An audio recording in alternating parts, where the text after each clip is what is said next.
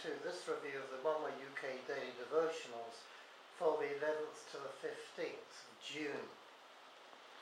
And looking through this week, again we're in Psalm 104, and something really struck me which I like. And okay, it happened to be on a special date for me.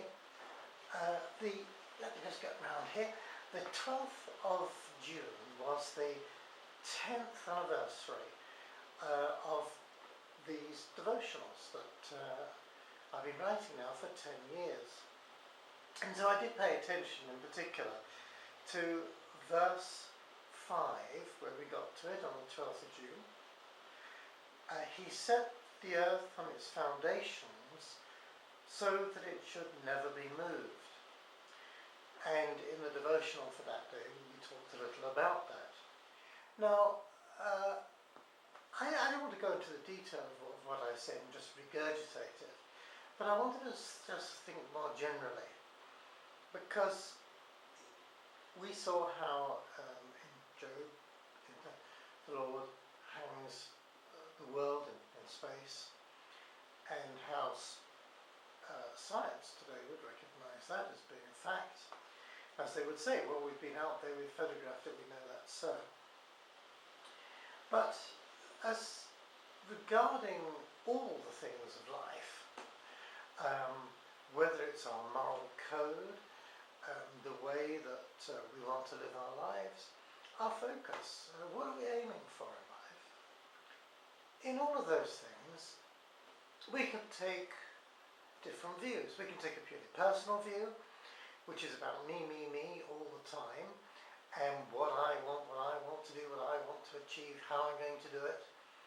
We can take a world view and see how we sit with our fellow workers, neighbours, family members in the general picture. We can look at the big picture, in other words, and admit that we are just a small part of the big picture.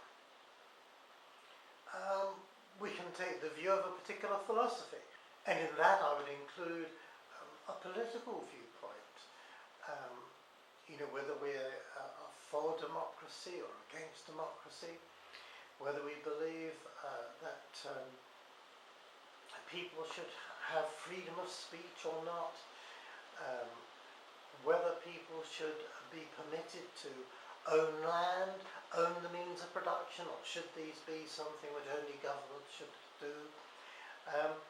The whole morality of finance, and we're going to have different views. We can look at, but we can take a worldview as a capitalist or a worldview as a communist.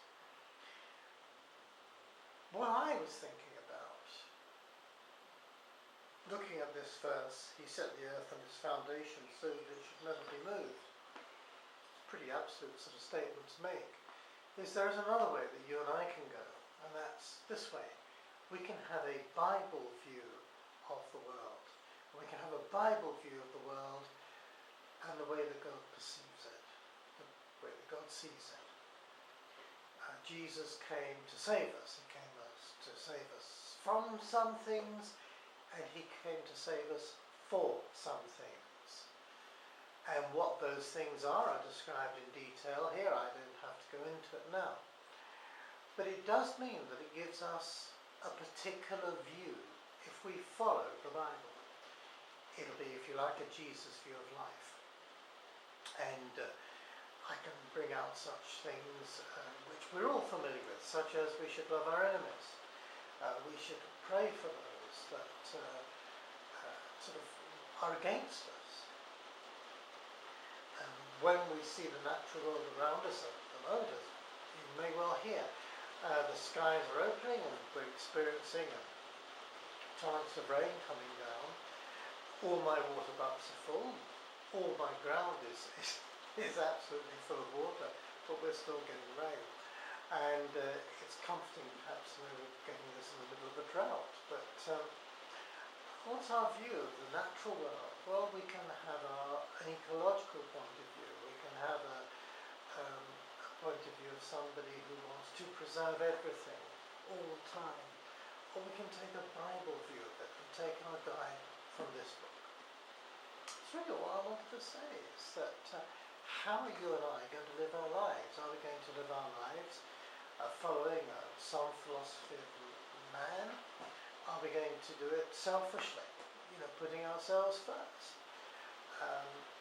Or are we going to actually take a back seat to Jesus and say, well, Lord, you created this thing, you set it in motion, you sustain it through your very being. Maybe, I think it is that you just know what you're doing, and you know the beginning from the end. We know that from this book. So I'm going to follow you, Jesus, and take your lead. And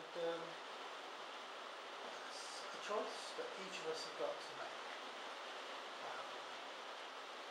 I've made my choice, and I guess you may well have made yours. And if you haven't, then I'd make this suggestion. This Bible has remained constant throughout 2,000 years of history, a little less than 2,000 years of history, but you know the Bible. And God's word never changes.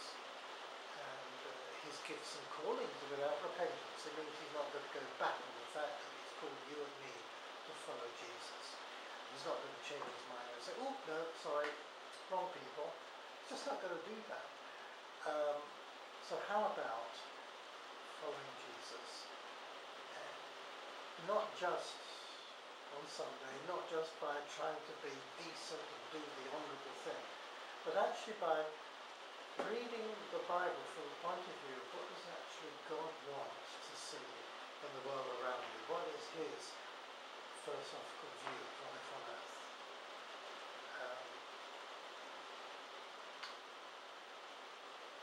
There's more to say than that,